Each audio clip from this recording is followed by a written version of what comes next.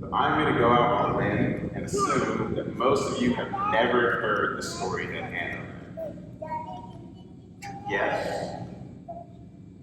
Seeing mostly some quizzical expressions. Yeah, no one's really heard the story. Shout out to Hannah for reading that story with a lot of unfamiliar names and places. So it's fair for you to not have heard this story before. Most of us are not casually poking around in the book of 2 Kings for fun. And so whenever I come across a story in the Bible that's not familiar to me, one of the strategies I use to approach the text is to try to find myself in the story. So I ask, is there a character or characters that I can identify with to help me understand what is happening? Now, this story has several characters that we can choose from. There's the slave girl, a young Israelite woman taken captive on a military raid. This young woman embodies the kind of wisdom and faithfulness that is often found at the margins of society. When Naaman is struck with his leprosy, she draws on her knowledge of her people and her religion to offer a solution. Summon the prophet Elijah. Maybe Naaman's servants are another option. When Naaman is raging about Elisha's instructions, they courageously and gently approach their master, successfully encouraging him to reconsider. And then, of course, there's Elisha, the prophet who followed in the footsteps of Elijah, Israel's greatest prophet since Moses. Elisha parts rivers, raises children from the dead, denounces kings, and in this story, he proclaims healing for his enemies. You may have noticed that I have left one character out of my list, perhaps the most central character of the story, Naaman. That is because I do not want to be Naaman. So who is Naaman? Naaman is the correct commander of the Aramean army. He has earned his place in life by being exceptional in the business of war. Naaman is a slaveholder. Perhaps a man of his day, but a slaveholder nonetheless, with total freedom to use and abuse his slaves as he wishes. Naaman uses wealth to manipulate people into doing what he wants. So when he goes to visit the king of Israel, he brings 10 talents of silver, 6,000 shekels of gold, and 10 sets of garments. Now, ancient conversion rates are not super precise, but guessing conservatively that something like $4 million in cash and some clothes. Naaman is entitled. He lacks humility. He throws temper tantrums. I want no part of Naaman. And yet, when I try to see myself in this story, I see myself most clearly in Naaman. It's not because of any of the reasons I listed earlier, at least I hope not. No, I see myself in Naaman because this story is about Naaman's distorted view of God. So Naaman expects God's power to work just like the power Naaman uses.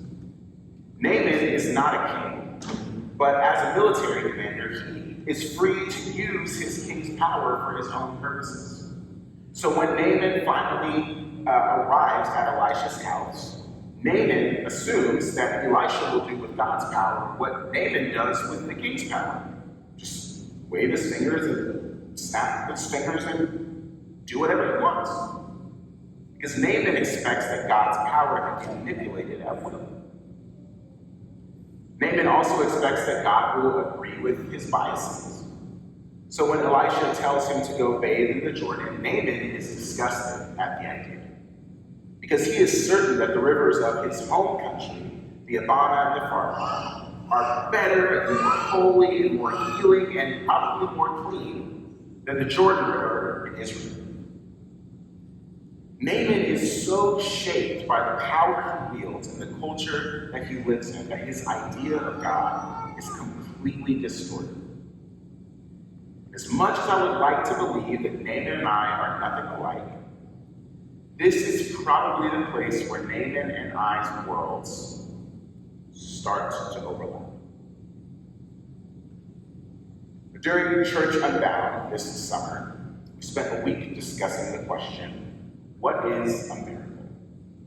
It's a great conversation. We talked about wonder, beauty, awe, and gratitude.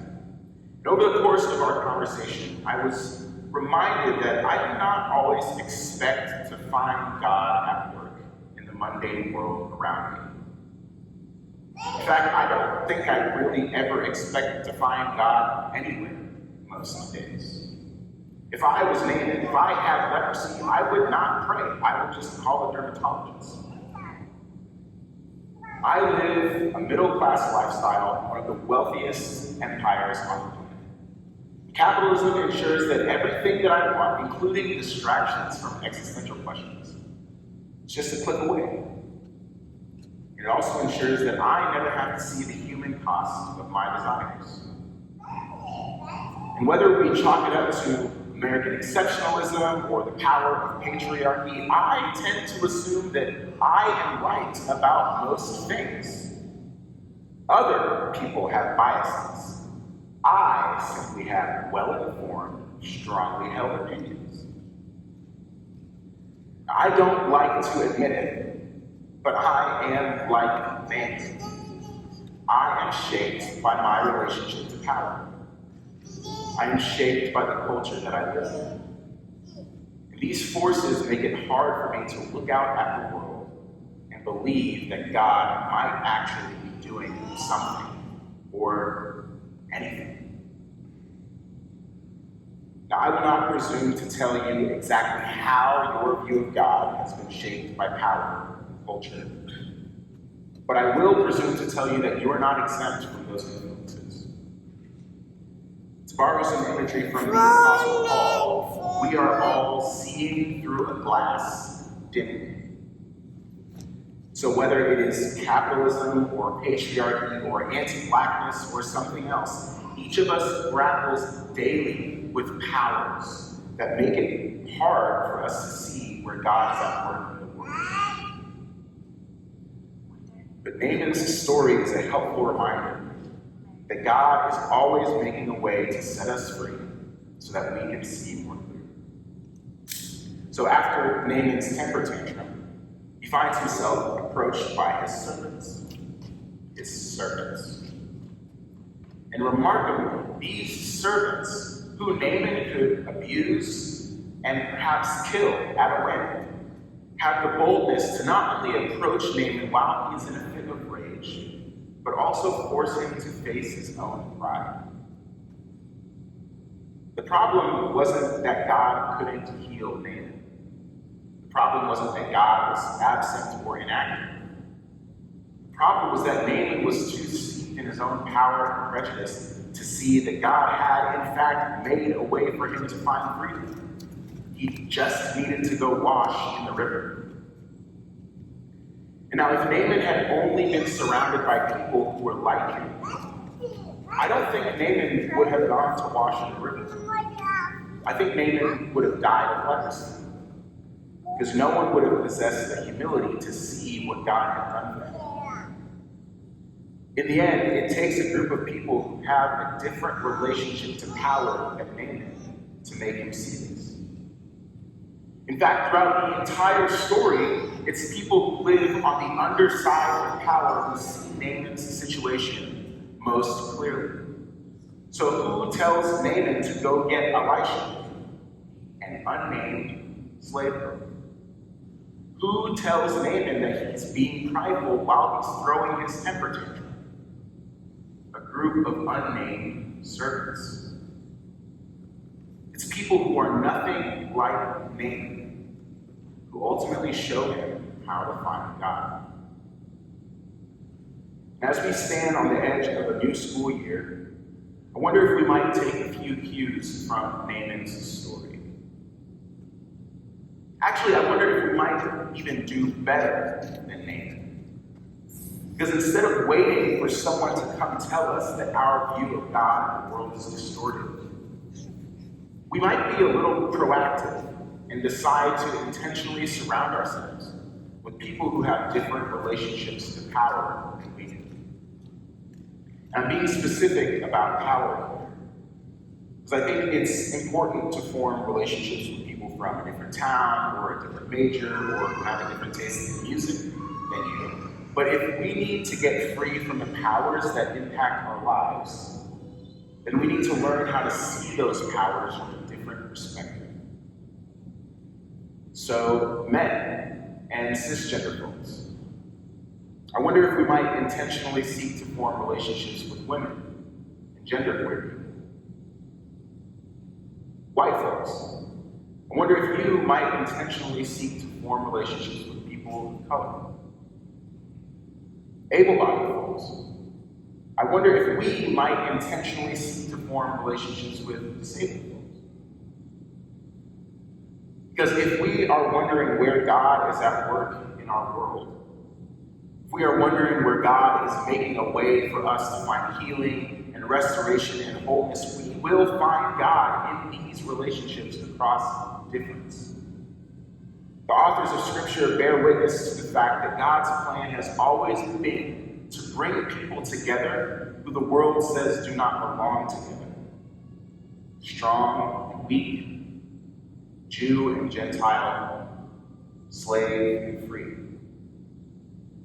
Christian community is meant to be a fellowship of difference, because unlikely relationships bear witness to the unlikely grace of God.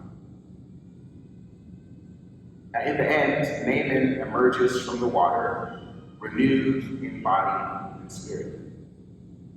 And today, God is inviting all of us to a similar experience of renewal. The community that we build together this year will be a response to that invitation. So move-in has already started. Welcome events at Press House start on Wednesday. Erica told you all about them. Thousands of new people are going to be arriving on campus in the next few weeks. And then we will enter this magical period of time called Wisconsin Welcome, where almost everyone you meet will be looking for friends. There's nothing like this in the real world. It really is magical. This is the time for us to start building a home. So we can choose to build a community where we are comfortable in our power and our bias. We can insist, like Naaman does at first, that our rivers are better. Cling to the people we know, to the people who look like us, talk like us, think like us. Or we can choose to listen and go wash in the Jordan. We can choose to go to places we wouldn't normally go and talk to people we would normally avoid. We can choose to build a community where our differences actually make a difference in how we see God and the world. So today, we might see ourselves in Naaman. But tomorrow can be a different story, one that we write together. Amen.